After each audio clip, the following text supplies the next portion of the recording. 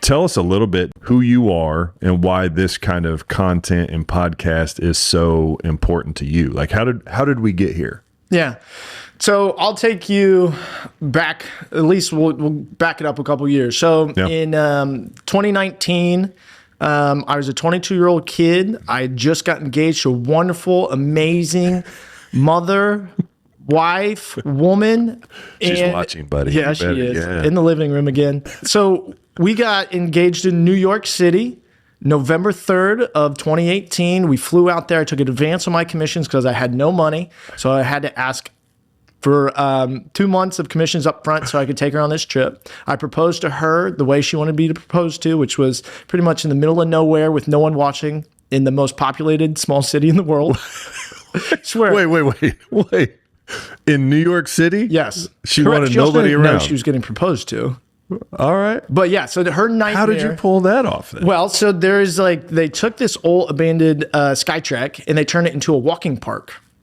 Okay. So one morning we grabbed coffee and then we went on this big walking track. Yeah. And then there's other people walking. And then I found this little alcove, like an alley. And I was like, look over there. And then she looked. And when she was looking, I got on one knee and we kissed. And amazing experience. Amazing. Yeah. We went up to the World One building, highest point you can. I spent $200 on a bottle of champagne, went to a Broadway show. Again, this is all future money that I didn't have that I was spending. We're spending that advance, man. So I spent my advance, and then so we get home, we tell everybody, we're so excited. That's and awesome. What I tell people is we got engaged, and then 4 weeks later, we found out we were 5 weeks pregnant. Oh, whoopsie. We'd already decided a wedding and how many people we were going to invite and all this stuff. And unfortunately, we kind of had to pivot some of our plans. Sure. I can tell you when I was growing up, I always thought, the right way to do it was get married, get engaged, get married, have a couple babies when you're 30, when you're finally financially sound, and then, go through the kid's life. Unfortunately, but so fortunately to us, we got thrusted into adulthood so quickly. So you're how old at this point? 22. 22. I was a kid. Wow, man. 22. But again, I remember immediately realizing that I had no idea how to take care of a kid. I was not in a financial position to have a kid, and I needed to figure it out. So again, all I knew is I needed to sell more, right? So I was in a commissions-based business, and at that point, I was a glorified customer service rep who had never really learned how to sell. So that force of action really put me in a position that I learned what I had to learn so that we could buckle up. We could do it. My wife was, she's a nurse. She was making great money. I was making $11 an hour. But the podcast, the original iteration of, at the time, it was called the Performance Group Podcast, came out of that manic stage of my life of, oh, shoot. Right. We got to do something. Yeah. I knew at 22, I didn't have a network. Everybody I knew was still in school. Right? Or they were just coming out of school. Yeah. They weren't buying insurance. Most of them were selling their parents' insurance, right? That's just where I was in life. So my dad's always said you sell 5 years up and 5 years down, usually in a traditional setting. That tends to be your peer group. So 5 years down, nobody had anything. 5 years up, we still didn't have anything.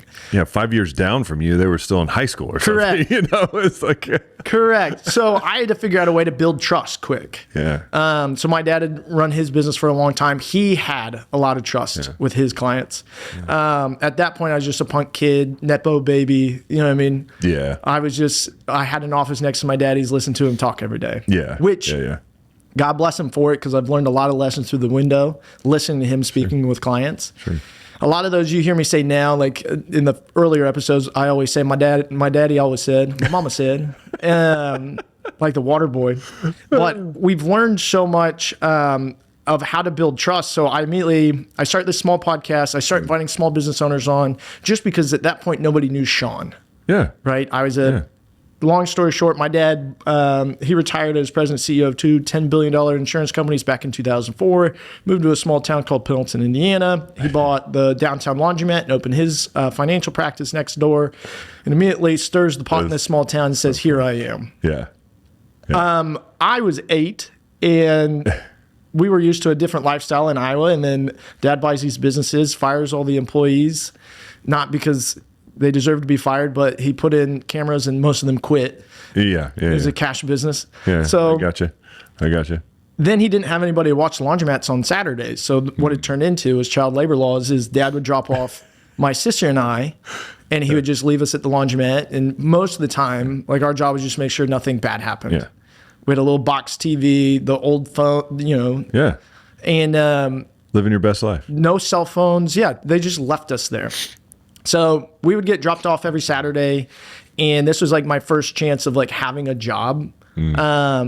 And we would do other people's laundry. It's kind of like, you do paper pound or whatever it was back in the day, or we'd fix equipment, or if somebody lost a quarter, if the change machine went out, we were just kind of those people for them.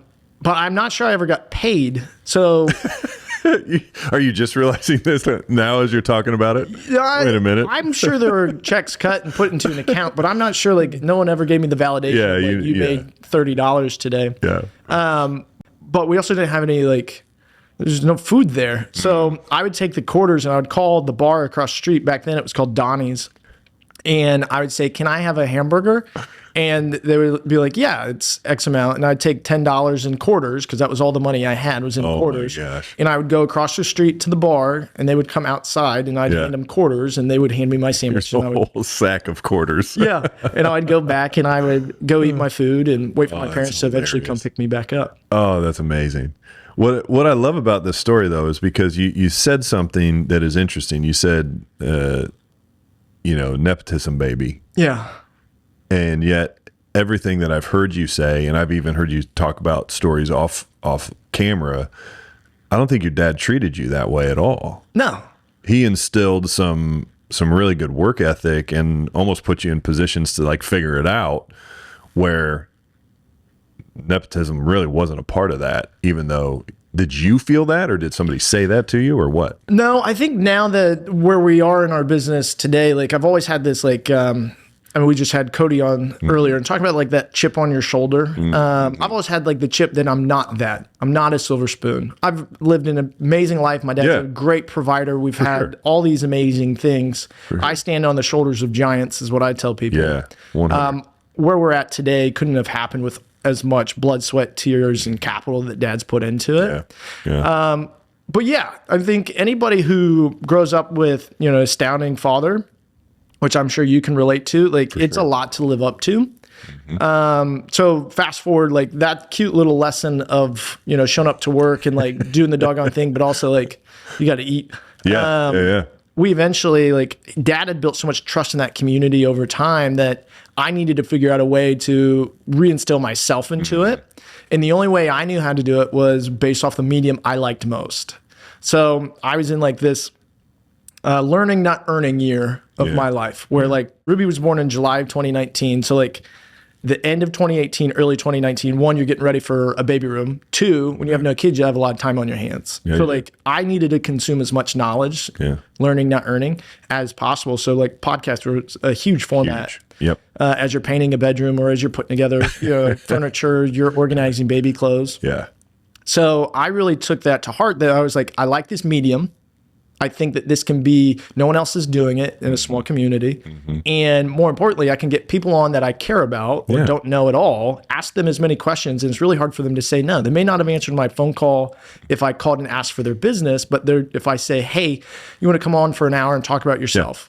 And they go, well, what's a podcast? I'm like, well, I can explain it to you. Yeah. Who listens to it? Nobody, but come on in. But even then, a lot of people don't necessarily think of it that way. They're like, man, somebody asked me to be a part of their show. Yeah. And that's super interesting, right? It takes a little bit of courage to put a microphone and a camera up and to have those conversations, right? But what you did was you said, hey, come on and let me talk about you. And you used it as a little bit of a lead gen, if you will, to get to know people, to build trust, like you're saying, to have conversations. And I learned a lot. And I met some really amazing people who were already in my community doing like awesome small business things. And then in 2020, obviously the world shifted pretty quick. And then that turned into a cool outlet for us to be able to get information out to the community because so many things were changing so fast, especially small business owners, PPP funds, EIDL funds, all this like. I didn't even think of that. The fact that you could educate through kind of a crazy time. Yeah. We were blessed, and it was perfect timing. A buddy of mine, we're in the same industry. We didn't talk a whole lot like during that time period, but he goes, dude, I'm pretty sure you made me 20 grand. I said, oh, what did I do? He goes, when you were coming out with those episodes, I had a subsidiary business that qualified for PPP that I didn't realize would have. No. And then, so like, that's awesome. Yeah. So like now as a 30-year-old, 6 years later, I can see like the other kind of like, the Kevin Bacon effect of it. Have you heard of that? Oh, yeah. 6 degrees of Kevin Bacon? Yeah, 6 degrees, man. We could get to him. We need to get him on the pod. Come on, Mr. Bacon. And but then I was just trying to figure out how many people could I connect with? What can I learn from them? Who do they know? And I really focused all my energy. I was learning how to connect, communicate, and then selling came naturally after that because then you built the trust. So like I was in this big trust exercise at the time, but it all stemmed from this incredibly manic boy who was just being like, how can I pay the bills? I need to do something. And the nice thing about podcasts at that time is like, it did not cost a lot of money. No. I was doing it bootstrapped. Yeah. And I wasn't doing ad spend, anything like that. It gave me a good opportunity to learn kind of like the chops of everything. Yeah. You were practicing on camera, if you will, like connecting with clients, having conversations, positioning things, asking good questions. Like you got to learn, as you built something. Yeah. It really allowed me to learn how to communicate at a high level, especially to like, not that I wasn't an adult at 22, but we all know 22-year-olds. Sure. I was not an adult at 22. So like, I'm so grateful for that time.